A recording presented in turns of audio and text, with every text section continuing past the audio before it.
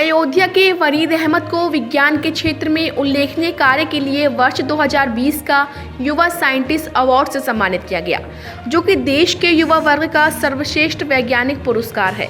शहर के खुर्दमहन नई बस्ती दिल्ली दरवाजा निवासी वरीद अहमद को यह अवार्ड इंडियन नेशनल साइंस अकादमी के 88वें वार्षिक सम्मेलन में दिया गया, जो कि 14 से 16 दिसंबर 2022 को विशाखापट्टनम में आयोजित किया गया था। उन्हें यह पुरस्कार टीबी के बैक्टीरिया के काम करने की वैज्ञानिक समक्ष विकसित करने के लिए दिया गया।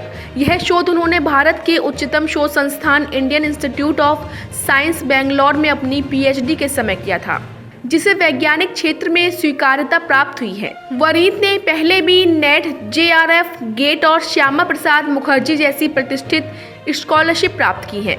वरीद पहले स्वीडन के प्रतिष्ठित कैरोलिंसिका इंस्टीट्यूट में कार्यरत थे, जबकि इस समय वह स्विट्जरलैंड के ज्यूरिख शहर स्थित रेजुवेरॉन नामक कंपनी में रिसर्च एसोसिएट के पद पर कार्यरत हैं। वरीद अहमद ने बताया कि यह मेरे लिए गौरव की बात है कि यह अवार्ड मुझे मिला है। इस अवार्ड का श्रेय अपनी माता और पूरे परिवार को देता हूं, जिन्होंने मुझे हर प्रकार से सपोर्ट किया है। वहीं वरीद अहमद की मां शाहीन नाहिद ने बताया कि यह मेरे बेटे की मेहनत का परिणाम है, जिससे उसको यह मुकाम मिला है। जबकि वरीद की पत्नी जोया सिद्दीकी ने बताया कि परिवार के साथ साथ वरीद ने अपने कार्य को भी बहुत कुशलता से किया है, जो हमारे लिए गर्व की बात है।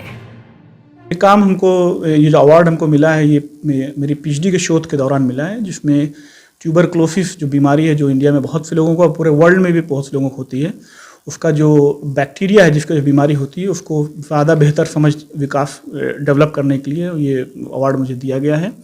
तो हमने इस बैक्टीरिया पे 7 साल काम किया और इसको समझा कि ये बीमारी कैसे करता है, और इसमें एक एंजाइम होता है टोपोआइसोमेरेज, जो जिसको हमने पहचाना कि अगर हम लोग इसको एंटीबायोटिक से टारगेट कर सकें तो इस बैक्टीरिया को बेहतर तरीके से मारा जा सकता है। और इनफैक्ट जो डोरमेंट बैक्टीरिया होता है, जो बाद में कभी बुढ़ापे में या किसी और बीमारी की वजह से निकल के आता है, उसको भी हम लोग इससे टारगेट कर सकते हैं। तो मेरा शोध जो था वो भारतीय विज्ञान संस्थान, जो कि बहुत ही रिप्यूटेड इंस्टीट्यूट है इंडिया में, Indian institute of science Bangalore, उसमें मेरा ये काम हुआ। और ये जो अवार्ड मुझे दिया गया है, ये इंडियन नेशनल साइंस अकेडमी, जो दिल्ली में बेस्ड है और बड़े बड़े वैज्ञानिकों के द्वारा स्थापित की गई बहुत ही नामी गिरामी संस्था है, उसके द्वारा ये अवार्ड प्रदान किया गया। ये हर साल, इसमें नॉमिनेशन बेस्ड अवार्ड है, तो हर साल हर क्षेत्र के लिए 2 से 3 वैज्ञानिकों को ये अवार्ड दिया जाता है अंडर 35 ईयर्स ऑफ एज में। और ये अवार्ड मुझे 2020 में मिला है, लेकिन इसका आयोजन जो है, इस इवेंट का आयोजन इस साल हुआ है विशाखापट्टनम में, और जिसमें वहाँ की जो प्रेसिडेंट हैं इनसा की, डॉक्टर चंद्रमा साहा, उनके द्वारा ये अवार्ड हमको प्रदान किया गया इस बार।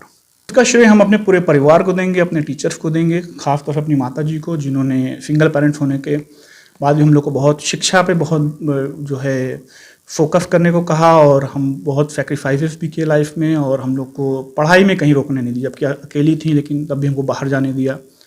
और इसके अलावा हमारी धर्मपत्नी, जो बहुत ही हमारा सपोर्ट नहीं, मोटिवेशन। हमारे दोनों छोटे भाई बहुत छोटे थे जब हम बाहर पढ़ने गए, तब भी इन्होंने अकेले अपना जीवन यहाँ यापन किया आराम से, और हम कोई प्रेशर नहीं आने दिया हमको कि मेरी शिक्षा में कोई रोक नहीं आ पाई, और बहुत सपोर्ट रहा इन लोगों का। और मेरा छोटा भाई भी इनफैक्ट काफ़ी मोटिवेटेड हुआ साइंस के लिए, तो इसने भी इसने फ्रांस से अपनी मास्टर्स पूरी कर रहा है, तो काफ़ी मोटिवेशन रहा। मेरा दूसरा भाई भी यूपीएससी की तैयारी कर रहा है। इसको तो खैर इंडिया में ही रहना है, इसको ज़्यादा है कि देश सेवा करे, तो यूपीएससी की तैयारी कर रहा है। तो परिवार में मेरे काफ़ी पढ़ाई लिखाई का माहौल रहा, और हमेशा मोटिवेशन रहा कि हम लोग अच्छी शिक्षा पे ध्यान दें।